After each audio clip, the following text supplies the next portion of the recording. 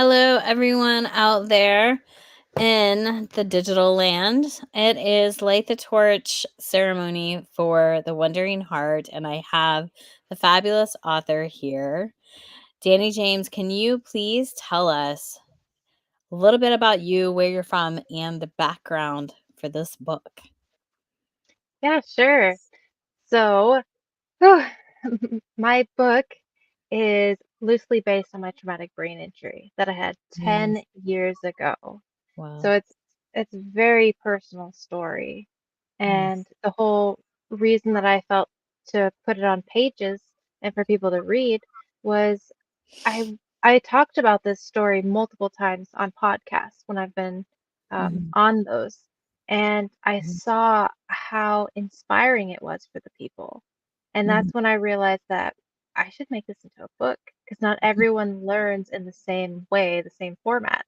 Some people are better with reading, some people are better listening, and yeah, Yeah, so this makes it that there are all different kinds of people that can now check it out. I love it. So, um, why don't you tell everybody where you're from, where you're at now? Mhm. Yeah, so originally I'm from South Dakota in the US. But Nice. nowadays, and for 7 years, I've been living in Sweden. The lovely, lovely Sweden. Quite a culture and environment change. Very sure. Okay, so now let's talk really about this book. I mean, obviously, you're doing it to inspire others and to help other people better understand, maybe even themselves in the way that they're thinking. But tell me a little bit more about the book and its messaging. Yeah, so this book, as I said, loosely based on my traumatic brain injury. Now, I have it written in first person because Mhm. I want to bring people on my healing journey with me, and I want them to go and experience all the things that I had to go through, Mhm. plus my past, which is a bit unconventional kind of life. And the reason Mhm. I write it like this is because I feel if someone's fully submerged into it, Mhm. they can feel like they were there or feel like they're going through it themselves, which it becomes, in a way, a learning process in that sense. And then also from this book, I've created a 12-week coaching course Okay. where I'm going to be having a group of people that I'm going to have come together, and then I break down each chapter, whereas they have things that they can take away from it. Um, because since it is written in first person, it might be a little harder to grasp all the tools and modalities and things that I had learned over my healing process. Okay.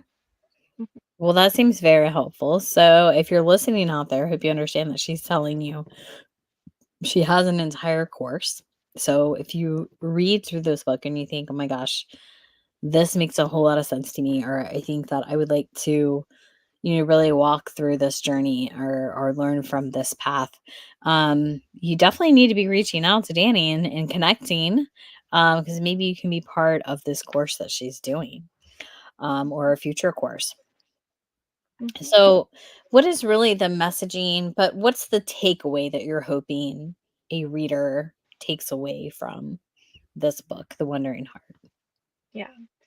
I I want people to be able to see that they can overcome almost anything in life. And it really comes down to our mindset and the outlook on our lives and whatever we're going through. I mean, I overcame a traumatic brain injury where I had to relearn how to walk and use my Yes. brain and all these other things. And yes, Mhm. it's now been 10 years since that. It took 7 years to feel almost fully healed from it. And that was Wow. no easy feat, that is for sure. And so, writing this book, I want to show people that I did it and you can Mhm. do it too. You just got to believe in yourself and you have to stay positive, even when it looks so bad. That Mhm. always is always going to have some obstacles here and there, but you have to believe that it will get better or there's something to learn from it. Because there's law of polarity. It's one of the universal laws out there. And with this law, there's always good with the bad, and Sure. same with the other way around. But it comes to us what we focus on. Mhm. So for me, my traumatic brain injury, I actually saw that as a gift. And people Wow. just look at me a little crazy about it. But it's like at that moment when that accident happens, Mm. I I just realized that I didn't want to keep doing what I was doing in the past. I didn't want to keep being a weed farmer. I didn't want to keep working for someone else. I realized that I wanted to work for myself and that I wanted not to be alone anymore. And so I left like the party life and all that behind and started pushing myself forward to get better and then realize what I truly wanted to do with myself. Wow. Yeah, sometimes we don't realize that something that might seem so horrible was really exactly what needed to happen in our life to make us wake up and realize our true potential. And sometimes it's hard. I mean, whether it be, a traumatic brain injury or whether it be a divorce or whether it be losing a loved one or, flunking out of college or like something that you think, oh my gosh, I never thought I'd be down, this road, losing a profession that you had, um, getting terminal cancer, getting any type of traumatic life altering event, any one of them could pick up the book and still follow the guidance that you're offering here. Or I think what's also a good perspective too is like you said, a lot of people don't understand. So maybe even if you are a loved one or a caretaker for someone who's going down this journey, this might be a great book for you too, to really fully understand how to create that mindset space for that person. So I think there's lots of, healing and lots of growth that people could find in this book. Um, so I commend you for being so honest and authentic and real to be willing to share the journey that you went down and say, hey, if I can do it, you can do it. And not only can you do it, but I'm willing to help you. That's what I love about the course you mentioned. That's so awesome that you're saying, okay, let's take it a step further. You've read Hmm. this, you've found hope, you found inspiration. Now let's put it to work, right? Let's actually do it. So what an amazing gift that you're willing to offer and to give out. And I love the messaging and the background behind it, right? Like you're not just saying, "Hey, I've seen people do this." This is like actually what you did. So in that process of healing and growth for you in those 7 years that were extremely challenging on trying to get back to, a functioning level that you felt was good, was where you wanted to be. Um, what about you? Were there books or things that motivated you, that helped you, that you've pulled from, and that has helped your journey and maybe you even use, um, in this book? Yeah.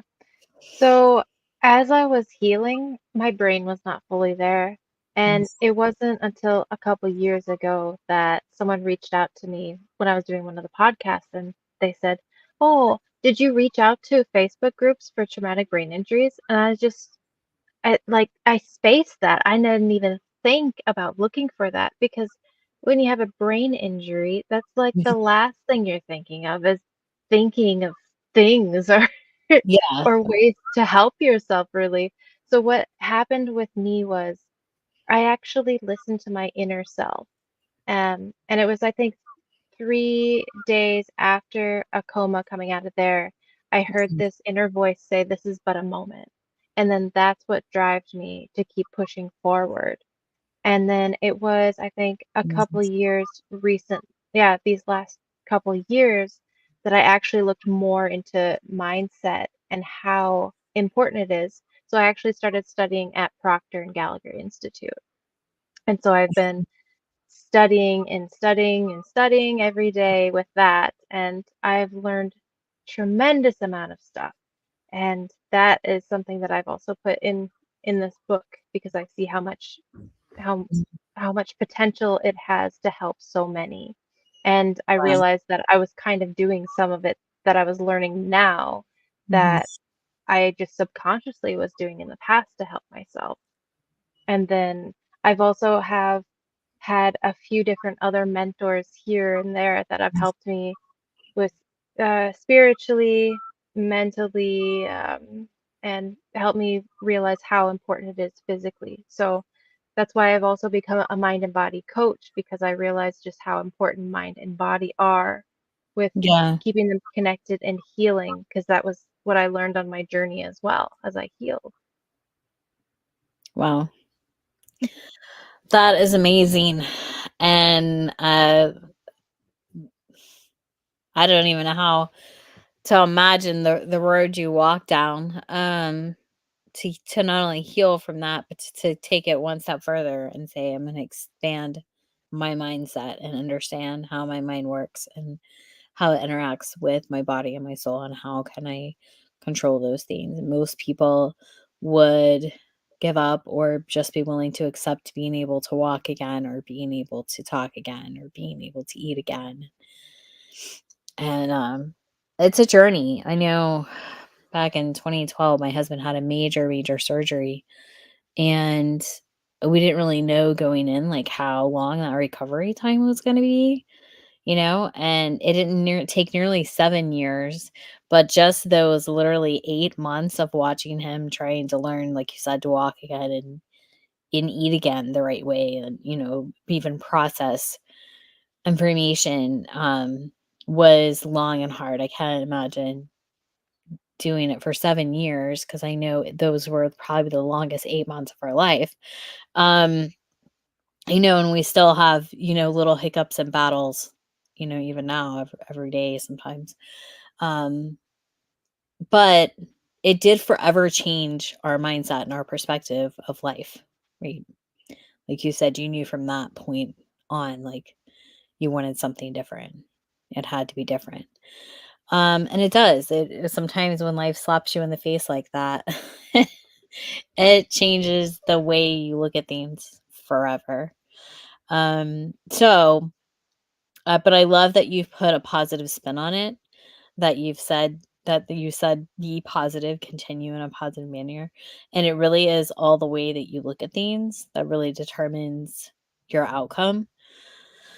So, commend you for that and for this amazing book. So, if you're out there wondering, how do I make this hard change? How do I accept this hard change? Whatever it may be, it doesn't have to be as, big as what Danny has walked through, but we all walk through things. I know I had a cousin tell me one time, because she had been walking through a lot. And I'm like, I really don't know how you do it. And she said, well, I don't know how you do it. She's like, but the reality is, all of us have our plates of life. And some of us are really good about stacking our plates high, and other ones have just a hard time walking across the room with a plate with less on it. And that made so much sense to me, because I could then imagine it, like, it's true. Some of us are designed to carry more than others, but it doesn't undermine what that other person is carrying, right? It's that struggle might be just as big for them as it was when we had our plates completely overflow with with items, right? So, understanding that everybody has, their own capacity of what they can accept or handle, but realizing that it's possible. So, I like how you said, for people to understand that it's possible, because if you could go through all of this, they can go through what they're going through. um and staying positive and not, undermining what they are going through. But The Wandering Heart is a beautiful book of survival and thriving and overcoming, that anyone could get inspiration and motivation from. And please get your copy, read the ebook, leave a review, reach out to Dani. She'd love to hear from you. Absolutely would love to hear from you. And if you feel like, this is someone who could actually seriously help me and understand me and identify with me, this is what she does now. She helps others. So reach out to her. She is very visible across all the platforms. Just Google her name and you will find her, right? Yep. So, is there any last words you would like to leave our listeners or viewers with at this point?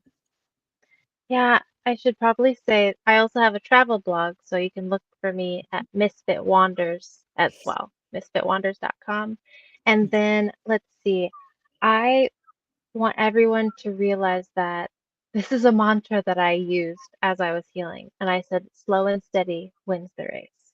And the reason that this is so impactful for me is because I was a very hard worker back before my accident, where I worked like 12 to 14 hours a day. And having this Yes. accident happening and then finding out that I could only do an hour of work a day, that was heartbreaking. And Mm, I realized that I had to do it slow and I had to just keep at it and keep going, but being steady with it. So not overdoing it, because when I overdid it, I ended up having to be stuck in the bed for days.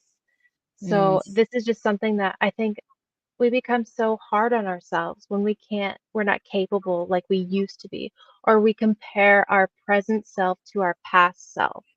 And Mhm. that's not helping anyone. That's not serving you. That's not going to make anything better when you do that. So you just have to accept where you're at and then just do as you can and tell yourself it's okay if you can't do more than that. So, I love it. Those are very wise words. Well, thank you for joining us today. I hope you guys feel more connected to her as an author and to this book.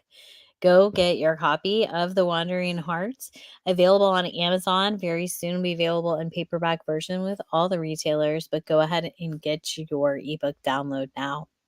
Have a great rest of your week, and I look forward to seeing you all soon.